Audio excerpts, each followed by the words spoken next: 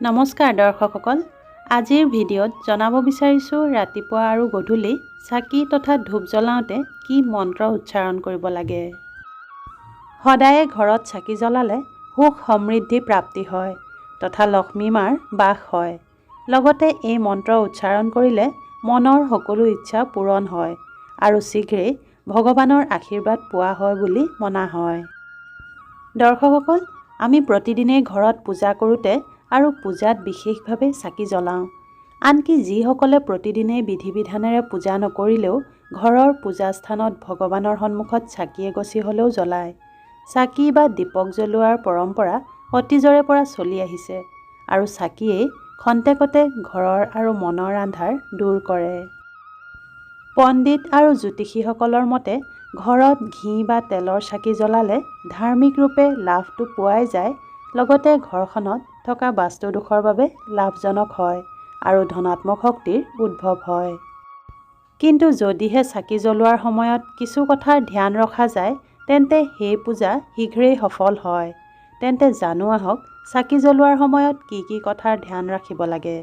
মনা হয় যে ঘৰত নিয়মিতভাৱে যদি চাকি জ্বলোৱা হয় তেন্তে ঘৰত ধনাত্মক শক্তিসমূহ সক্ৰিয় হৈ থাকে। চাকিৰ ধোঁৱাৰ পৰা ঘৰত থকা হানিকাৰক বীজাণুবোৰ ধ্বংস হৈ যায়। চাকিয়ে অন্ধকাৰ শেষ কৰি পোহৰ বিয়পায়। চাকিৰ পোহৰ দেৱ-দেৱীৰ বিশেষভাৱে প্ৰিয়।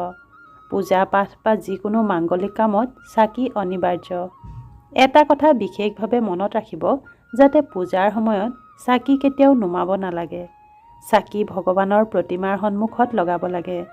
পূজাত কেতিয়াও খণ্ডিত চাকি জ্বলাব নালাগে। এই সাৱধানতাবোৰ মানি চাকি জ্বলাব লাগে। এতিয়া আহকচোন জানো চাকি জ্বলোৱাৰ সময়ত উচ্চাৰণ কৰিব লগা মন্ত্ৰটো। শুভম কৰতি কল্যাণম আৰোগ্য ধন সম্পদা শত্ৰু বুদ্ধি বিনাশায় দীপ জ্যোতি নমস্তুতে।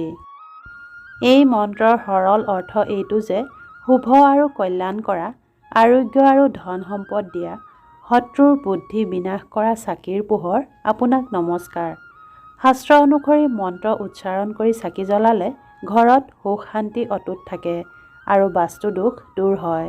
গতিকে আজিৰ এই সৰু ভিডিঅ'টো কেনে পালে জনাবলৈ নাপাহৰিব আৰু লগতে যিসকলে চেনেললৈ নতুনকৈ আহিছে তেওঁলোকে চেনেলটো ছাবস্ক্ৰাইব কৰি দিব। ধন্যবাদ। সুখেৰে থাকক, হাঁহি থাকক।